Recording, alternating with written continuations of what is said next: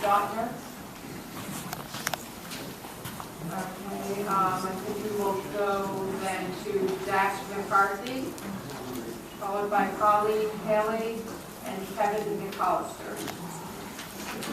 I appreciate people's endurance and patience. We have 5 more folks to participate, including Mr. McCarthy. Thank you very much. As a former superintendent, I appreciate those of you who are here at the late hour. It's probably not what you thought when you ran for office. My name is Jack McCarthy. I'm a resident of St. Albans and a member of a community solar array. I believe in alternative energy. I believe solar is a way to protect Vermont's energy future and a way to protect Vermont's landscape. While some may not appreciate the beauty of a solar array, I do, because it's a visual reminder that we're doing the right thing. We are setting an example by taking responsibility for our actions. Solar is a clean way to power our lives and harness the most powerful resource of all, the sun.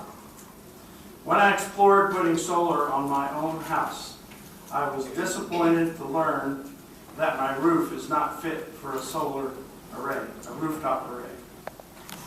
There are too many gables.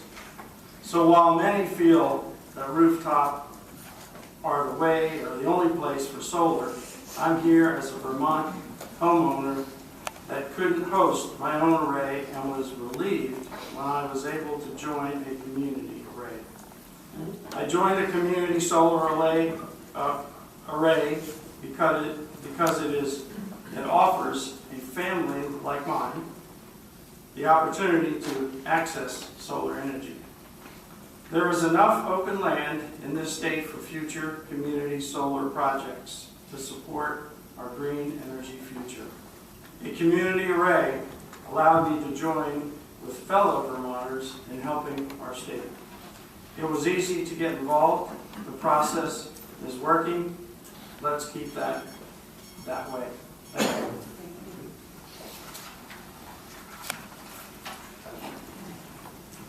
Next is Colleen Hallie, followed by Kevin McCallister and Ben Bordesky. Thank you. My name is Colleen Hallie and I'm from Moortown. I'm here to share with you some of my experiences as a small business owner in a ski town with a livelihood that depends on tourism and the concept of aesthetics. I've lived in the Mad River Valley for nearly 20 years, and when my husband at the time and I were building our own house, we went solar, we invested. As 2 young 30-somethings in the valley, the only reason we could afford to do that was because of some of the great state subsidies, so thank you for that. Luckily, prices have come down since then. We went on to buy a business in Waitsfield, and let me tell you, running a ski shop, we knew that tourists were our livelihood. When solar farms started popping up along the Route 100 corridor, it spurred a lot of conversation. I talked about it with many customers, and I'll tell you, 9 times out of 10, they agreed with me that this was a good thing. Skiers get it. They know better than anybody the threats that global warming poses. For me, local renewable energy projects are part of Vermont's natural working landscape, just like farms are. As a side business, I rent out rooms in my house in wintertime and foliage season. I actually market my rooms as solar living near skiing and hiking. And many of the guests that have chosen to stay with me have said that that's part of the reason they selected my house as opposed to another one. It made them feel good, being able to enjoy the scenic beauty that we have to offer and knowing that they were helping, supporting investments to fight the climate change that threatens it. Maybe it's because I live in Moortown, a town that was underwater during Irene. Or maybe it's because I lost the house I grew up in on the Jersey Shore to Superstorm Sandy. Maybe that's why when I look at a solar farm or a wind turbine, I'm actually inspired. I must admit, I do get a little bit irate when I hear people complain about solar farms. We all have a responsibility to bear some of the burden of our energy footprint because we all use energy. Thank you.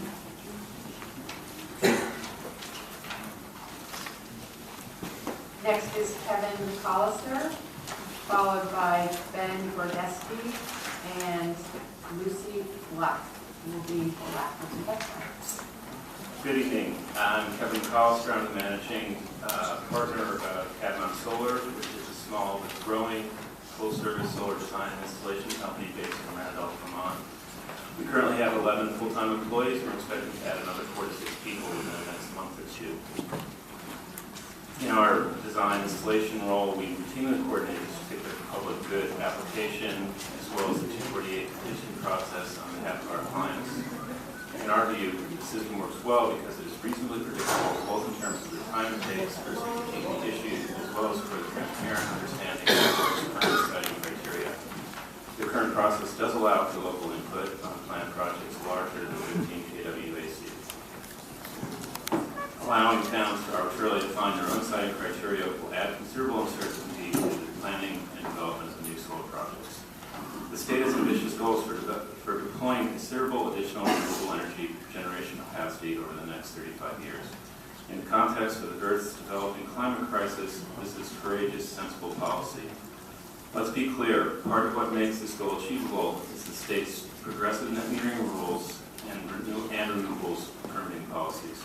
Let's be smart about deciding renewables, but also understand that changes to the current permitting process that either increase uncertainty or slows down the permitting process will necessarily increase costs of installing these projects.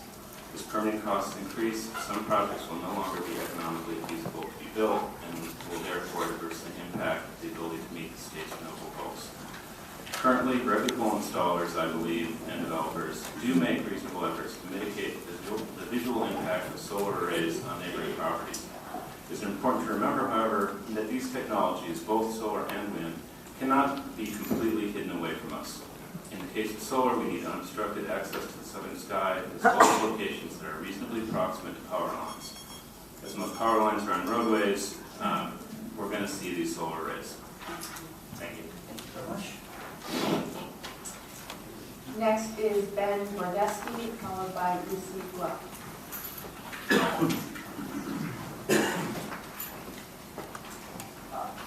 Thank you for allowing me to speak. My name is Ben Gordeski from Burlington, Vermont.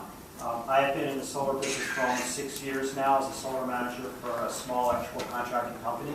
However, I am not here to speak as someone who has meaningful employment in the solar industry, although that's true. I have also been an energy activist for 30 years. I was one of the many who made small but meaningful efforts to oppose Vermont Yankee. I am all for conservation and efficiency to reduce our energy consumption. However, even if we reduce our electricity energy usage by 50%, which we all would agree is a very ambitious goal, the remaining 50% will need to come from somewhere.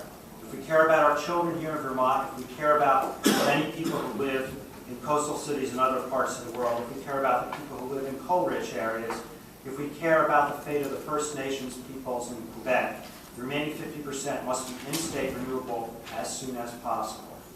We need all sources of in-state renewable energy, big and small. Solar is an important piece of the puzzle. If we stick to only small or community-scale projects, however, we will never get the renewable energy capacity needed to turn around global warming in time. Yes, large-scale solar farms are the result of investment by corporations and people with lots of money. I don't personally agree with an economic system where some people are rich and others are poor. I hope to see that system be changed in my lifetime. However, in the meanwhile, climate change is an urgent matter. I would rather see people with money invest in solar farms than in nuclear or coal plants. Solar farms go through an extensive environmental review process under current state laws. Not only environmental issues, but impacts on the utility grid, aesthetics, and decommissioning are all considered by the Public Service Board. The board is not a pushover when it comes to these larger scale projects. However, solar farms will certainly change the Vermont landscape to some degree.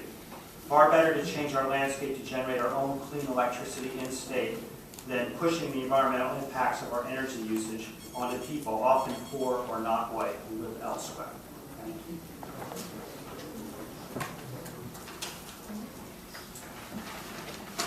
And next is Lucy Black.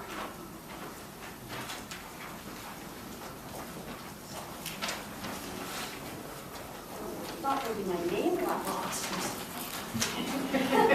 So excited to be last. Hi, I'm Lucy Gluck from Burlington, and I work for SunCommon, the local company that's helping Vermonters go solar. My job involves working directly with landowners who are interested in hosting community solar arrays on their property. I have these amazing conversations with landowners, and I love it. As a longtime Vermonter who loves this beautiful state, been here over 50 years, it's important to me to defend our farm landscape. I consider this an important part of my job as I help Vermonters access solar through hosting arrays on their land. Community solar arrays serve the greater community by allowing a group of residents to access clean energy. They also offer a much larger benefit to Vermont and to the health of the planet as a whole. I hear people say these arrays are changing the viewscapes of Vermont. What I see is a powerful new kind of working landscape that provides clean, affordable power and a much-needed solution to climate change. We've heard that over and over tonight. As it stands now, there are many hurdles to getting community solar in place in Vermont. Permitting and siting a solar array is complicated and requires consideration of many factors, including utility restrictions and the protection of wetlands, among many others. I'm working closely with my fellow Vermonters, and I want to make sure we're doing what is best for them and their neighbors. My experience has shown that landowners are very sensitive to the impact of solar on their neighbors, and we're working, that is SunCommon, is working to find appropriate solutions together with those landowners and neighbors. These arrays exist within a community and will change the landscape. Because of that reality, we want to be sure these arrays are a good fit. Not every parcel of land is suitable for a solar array, and we understand that. Our work with landowners is guided by a good neighbor agreement, which we created specifically to reflect our goals and values. We talked about good neighbor agreements, and SunCommon has developed a great one. I'll finish up by saying that adding further restrictions on solar siting would be a detriment to the growth of community solar in Vermont. The community arrays not only serve Vermont landowners, but are looking to benefit from this productive new working landscape. Thanks, and thanks for having us tonight. So I just want to thank everyone on the committee and in the room. I know there was a lot of smart and heartfelt remarks shared on all sides of the issue.